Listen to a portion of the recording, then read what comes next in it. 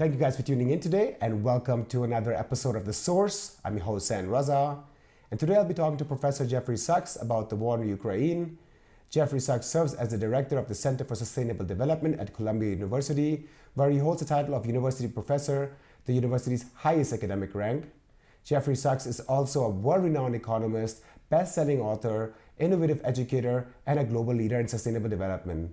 Jeffrey is also known for his work in advising governments worldwide on economic reforms, and as well as working with international agencies on debt, poverty reduction, as well as disease control. Jeffrey Sachs, thank you so much for your time today. Great to be with you. My pleasure. Before we get into the war in Ukraine, I would like to start with some context and examine why Russian integration into the political and economic realm of the West failed. Many former foes of the US, for example, Japan, Vietnam, Germany, were either integrated economically or politically or both. You have a unique insight as you advise the economic teams of the Soviet President Mikhail Gorbachev, Russian President Boris Yeltsin, and even Ukrainian President Leonid Kuchma in the past. Couldn't you provide some context to why the West failed to integrate Russia or vice versa? Well, I think the U.S. wanted Russia to integrate in a way that was subservient to U.S. power. And Russia wanted to integrate as an independent nation that was itself a geopolitical power. And this is really the clash. The United States believes itself to be the unipolar superpower, the unique superpower of the world. Countries that disagree with that, most importantly China and Russia, become perceived by the U.S. as anti-American rather than pro-multipolarity. And so this is really the fundamental difference. Of course, the U.S. mindset transcended the events of the late 80s or early 90s. The whole Cold War was viewed as confrontation with Russia. And I would add that Britain's hatred of Russia goes back centuries for a lot of reasons. And so Britain was already rabidly Russophobic in the 19th century. And a lot of what we see in the rhetoric and in the British media today is a kind of replay of the Crimean War drumbeats that occurred in the middle of the 19th century. It's, you would say it's almost humorous if it weren't so tragic and deadly. But a lot of the same points and rhetoric and ugliness that one sees in the comment pages, even of what I think of as sophisticated media like the Financial Times, is pretty simplistic and ugly and very Russophobic. You were tasked to implement economic reforms in former Soviet Union as well as Russia during the 90s. What happened there when you asked for economic assistance in ensuring that these market reforms take place? How was the response of Washington back then? Well, just to be clear, I wasn't tasked with implementing anything. You know, I'm an advisor and no power role, but they saw me as possibly a channel to Western finance. And I told them that I would try to be a channel to Western finance. Why?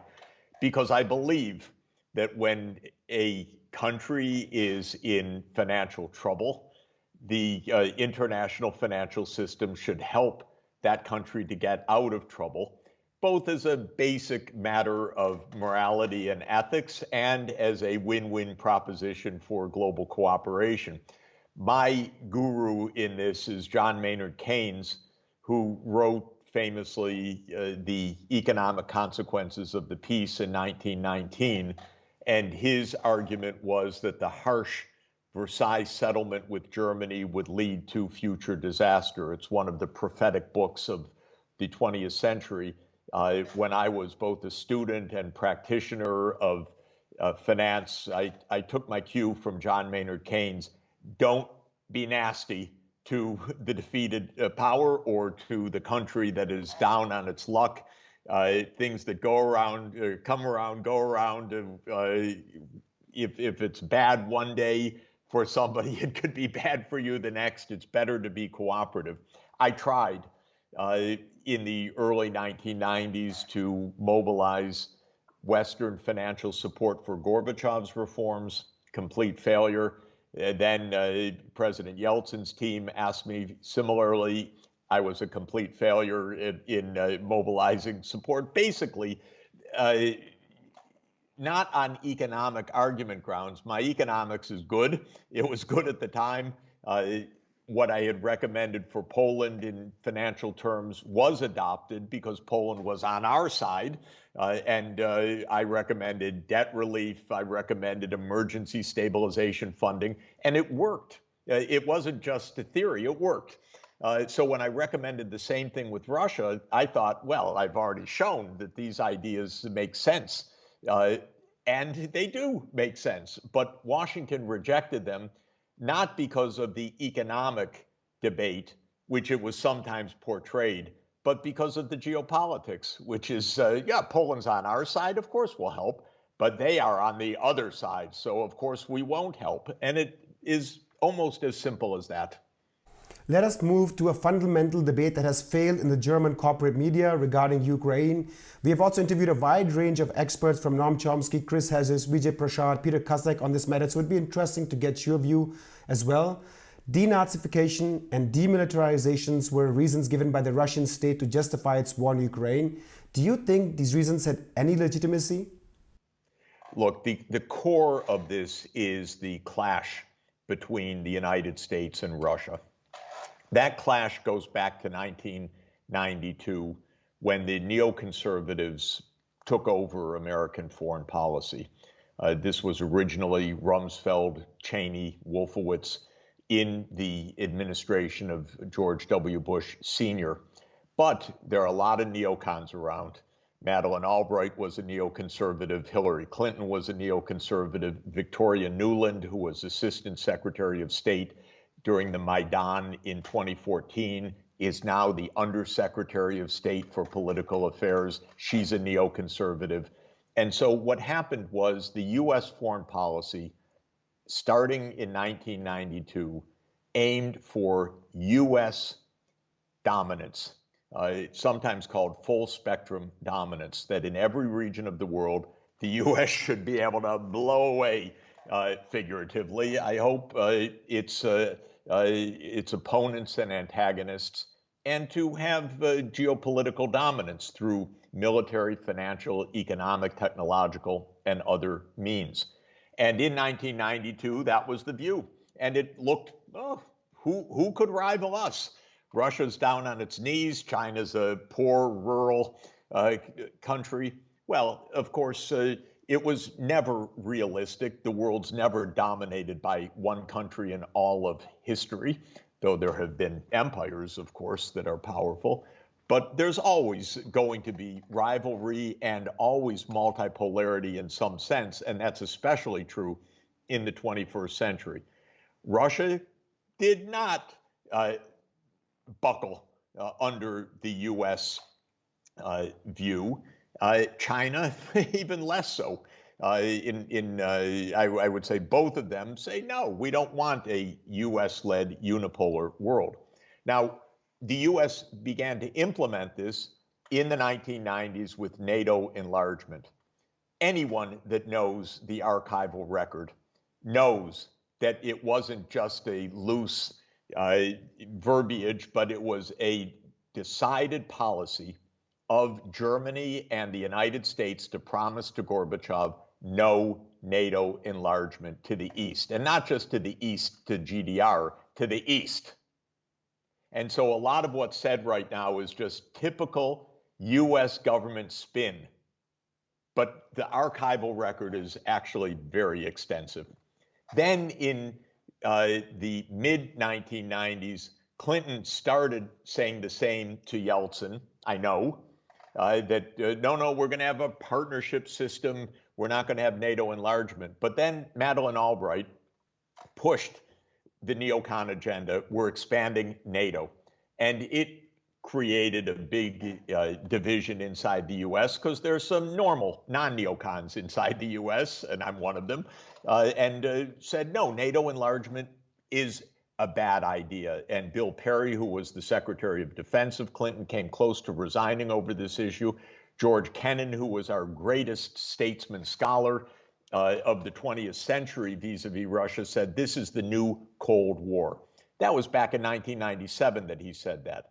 Then many events followed. The U.S.-led alliance bombed Belgrade in 1999, broke Serbia apart deliberately as part of its geopolitics, and as per neocon ideas, went to war with all of Russia's allies in the Middle East, overthrowing Saddam Hussein, overthrowing Gaddafi, trying to overthrow Assad. So this was a very expansionist period of the U.S., trillions of dollars spent on expansionist wars.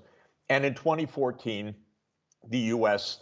was part of the successful effort to overthrow Yanukovych. This is absolutely clear. Although we don't know every bit, we know a lot. And I know a lot from my own knowledge about these events. The U.S. played a role in overthrowing a president of Ukraine who was basically pro-Russian, but basically trying to keep some kind of stable equilibrium between the two sides through neutrality of Ukraine. Yes, we want Western this. Yes, we want to keep relations with Russia. Very fragile because the U.S. is pushing NATO enlargement and Russia's saying, hell no. And this is what was happening. And Yanukovych was overthrown and a Western Ukraine highly nationalist government was brought into power. And at that moment, Putin did what he warned George Bush Jr. he would do at the Bucharest summit in 2008.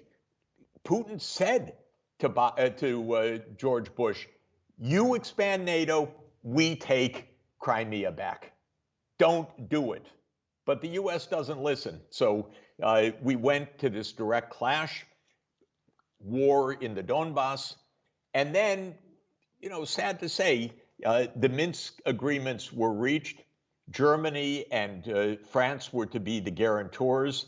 But I don't know if Mrs. Merkel, Chancellor Merkel, is speaking ex post as an excuse or telling what she thought at the time, but it's dreadful. What we do know is that the Ukrainians walked away from the Minsk agreements.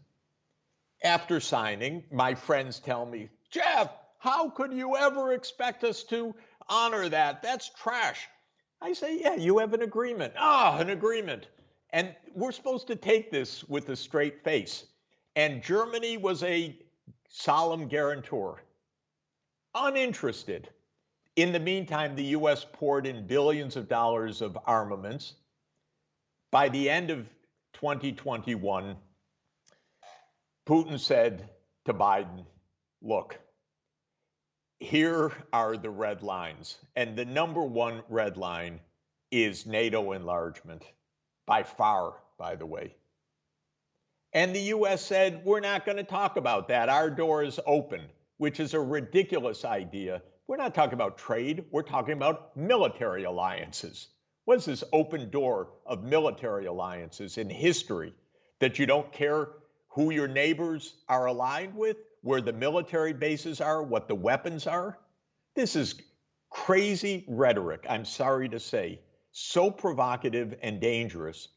And the invasion started in February 2022, but the war, everyone should understand, started in February 2014. The war did not start in February 2022, and this is not the West reacting. The United States started in 1992 to break the agreements that it had given to Gorbachev. Why? Because they felt they could. That's it. For me, it is quite clear that you're providing understanding in the role that the West played. But in German media and political discourse, this would be quickly labeled as justifying or the war or spreading Russian propaganda. Why do you think it is so difficult for Western media outlets and politicians to differentiate between understanding the role we played in this conflict that could perhaps help us learn from our mistakes and build a better foreign policy going forward versus justifying Russia's actions? We need diplomats. Unfortunately, we don't have diplomats in Germany and in the United States right now because the foreign minister of Germany and the secretary of state of the United States are not engaging in diplomacy. They're engaging in war. This is different. Diplomacy is to sit down and talk to your counterpart to understand these issues.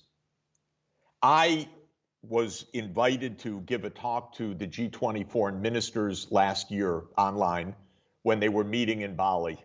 I said to them, you are the diplomats, meet with each other. I don't think that Foreign Minister Baerbock met with Foreign Minister Lavrov, though they were in the same room. We need diplomacy. There is no way out of this mess without diplomacy. And if the diplomats want to be the ministers of war, then we should have those who want to be diplomats engaging in diplomacy. And we need that dialogue. I am in everyday dialogue with multiple sides. I hear from the Russian point of view. I hear from Turkey as mediator. I hear from Ukrainians. I hear from Western governments. I hear from the United States. I hear from Brazil, China, others. There are important views that need to be explained, and we're not getting that at all. And the media has forgotten its role. The media's role is not to quote unnamed senior officials. That is not the role of the media. The media's role is to scrutinize, to express doubt, to ask hard questions, to challenge authority, because it's not surprising that at war, our governments tell tales. They want to present narratives. They want to hide facts. They want to hide hard truths. But the media, what is the media for? Is it just for advertising revenues? Is it just for having the ability to have a cup of coffee with the senior government official? Or is it to scrutinize and express doubt? Where's the German media on Nord Stream, for example? Here, a major piece of infrastructure was blown up, I believe most likely by the United States or the UK, but on the Western side, quiet, silence. When I said this on American television, I was immediately cut off. But then, by the way, all of the circumstantial evidence points in that way. Sweden, incredibly, says, okay, we've investigated, but we're not going to share the results of our investigation with Germany. Members of the Bundestag ask, we want to know the facts. The German government says, no, you cannot know the facts. This is a security issue. We're supposed to take this? We call ourselves democracies? And this is the level of discourse? So the media really, I mean, look, there's a lot of media and you're part of it and it's great. We're having a wonderful open discussion and points of view that are very hard to express actually in the mainstream.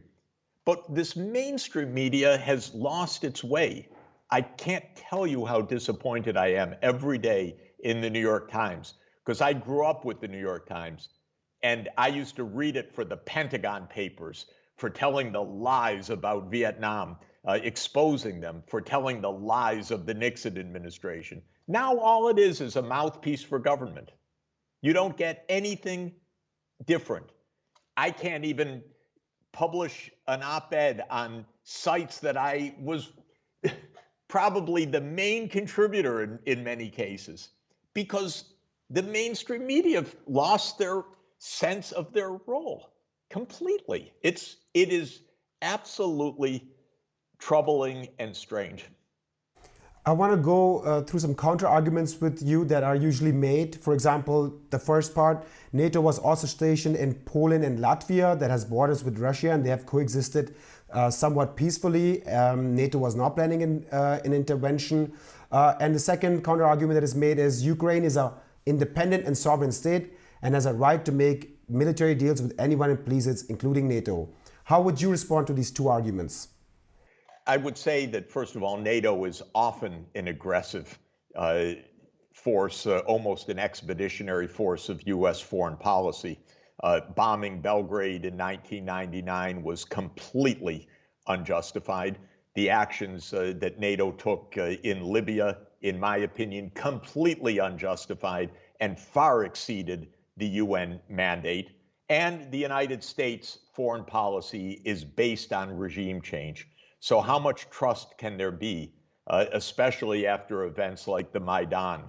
The United States is not a peace-loving country. It is a power-seeking country. Not surprisingly, perhaps.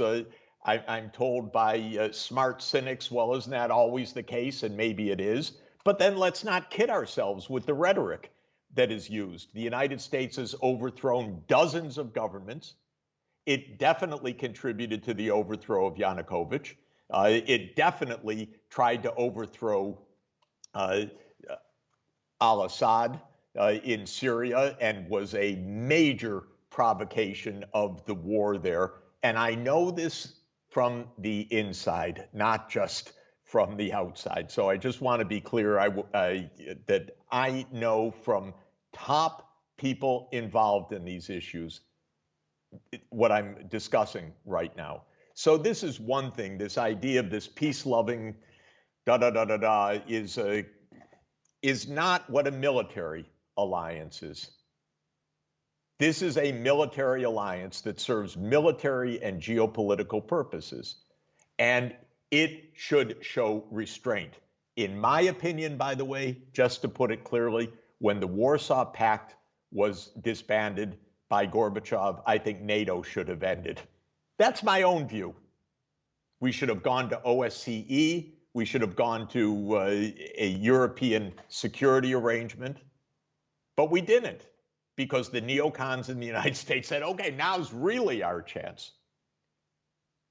And I was at a conference recently in Eastern Europe where a NATO spokesman came in. It looked almost like a Star Wars event. He was full in uniform and there was a screen in back. And he talked about how NATO plays the vital role in the Black Sea region, and it will be crucial for Eurasia, or something like that. I said, oh my God, what is this? It's almost like a cartoon. I don't want to hear that. I was at an economics conference, by the way. I don't want to see NATO officials at an economics conference. So this is really, really an important point. And because this is a military alliance, it's not true that you just get to choose who you have your military alliances. There's a concept called externalities, which is that your choice may have adverse consequences for the one next door. Should the U.S. have a NATO base in the Sea of Azov? Well, Russia doesn't think so. By the way, I don't think so. I don't think it's prudent. And I don't think it's smart of Ukraine to not recognize that it's in a delicate balancing act and should be prudent and careful. And I'm living and experiencing, well, I'm seeing successive neutrality in many places. Let's just put it this way. And in my view, you be careful in this world. And you recognize that military alliances are dangerous because they lead to wars often. We should not have these military alliances. We should not be expanding military alliances in Asia to counter China. These are dangerous provocations. If you want really a historical analogy, it is maybe 1910. All these alliances being built. Well, and then a tripwire was crossed in 1914, and the world was never the same again. But let's avoid that. In December last year, there was a lot of voicing for diplomacy stated by French President Macron, even President Biden. The German Chancellor, for example, even spoke to Putin for an hour on the phone reportedly. However, the tone has completely shifted since the start of the new year. To begin the new year, NATO General Secretary Jens Stoltenberg said, and I'm quoting him here, "Weapons are in fact the way to peace." Now we're seeing all sorts of weapons, from armored vehicles, artillery, Patriot defense systems being committed to Ukraine. And the UK has now upped the ante by sending the Challenger 2 battle tanks. All eyes are on Berlin now. All the pressure is on Berlin. Tomorrow they're meeting, all the defense ministers are meeting at Ramstein Air Base. And it is expected that Germany will at some point capitulate to all this pressure and send also battle tanks known as the Leopard 2. What advice would you give to leaders of this conference if you were participating as well? And do you think advanced offensive weapons could change the tide of war? The advice I would give to leaders, period, is sit down and start talking. Most importantly, President Biden and President Putin. And how can we have an approach that does not also include negotiations? This is mind-boggling. You see, it's quite interesting. Our top general in the United States, the chairman of the Joint Chiefs of Staff, Mark Milley, said, now is the time to negotiate. The next day, Victoria Nuland, who's our neocon in chief in the State Department, said, no negotiations. The whole idea is to bat down at all times any possibility of discussion. The only thing that's allowed in the narrative is war. Negotiations not even to be tried. So aside from all the weapon systems and whatever one thinks, open negotiations. And understand, by the way, and it's quite clear, Chancellor Scholz said to Putin at the beginning of all of this, NATO won't enlarge on my watch. He said, yes, you're Chancellor of Germany. What about NATO itself? How long are you going to be there? And the point is very simple. This is, first of all, a US-led alliance. This is a 30-year US project to expand NATO. President Biden's only words on this are, the door is open. The United States repeats at every occasion that Ukraine will become a member of NATO. What the Europeans could say clearly to Biden is, come on, you have put us in a terrible bind. You are crushing our industry. You're bringing us closer to war, and all over something that should not have happened at all, which was this intention to expand NATO, because when that was put on the table in 2008, Germany was against it. France was against it. I know. I talked to the leaders then. But they don't say it publicly. They don't admit the truth. And then the media obscure all of this history. So my recommendation is open negotiations. To my last questions, according to the United Nations, 7,000 civilians have been killed since the war started, including 433 children. Most recently, 30 to 40 civilians were killed when a Russian missile hit a high-story building in the city of Dimitri. Given that Russia and even Ukraine are not signatory of the International Criminal Court, German Foreign Minister Annalena Baerbock recently called for a special tribunal to be set up at The Hague that should pursue Russian leadership for its crimes in Ukraine. So this is a two-part question. A question, should the West play the role of moral authority? And B, will a special tribunal assist in resolving the conflict and bring justice? No and no. This is just provocation. Let's end this war. Let's understand that both sides are party to this war, that there were tremendous Western provocations, that there are terrible outcomes in wars committed by both sides, that there is propaganda up the wazoo, as we would say, and hype and so forth. So let's have serious negotiations. And frankly, let's have some diplomacy from Germany. Diplomacy. That means diplomacy to sit down with counterparts in Russia, to talk, to learn, to understand, to find a path to peace. Jeffrey Sachs, best-selling author and world-renowned economist, thank you so much for your time today. Great to be with you. I appreciate it. And thank you guys for tuning in today. Please join our alternative channels on Rumble and Telegram. YouTube is shadow banning our content. Our information will not be able to reach you if you do not make this transition. And also to donate, even if it's just $1 via PayPal or Patreon, your contribution will help us to continue our independent journalism going forward. I'm your host, San Raza. See you guys next time.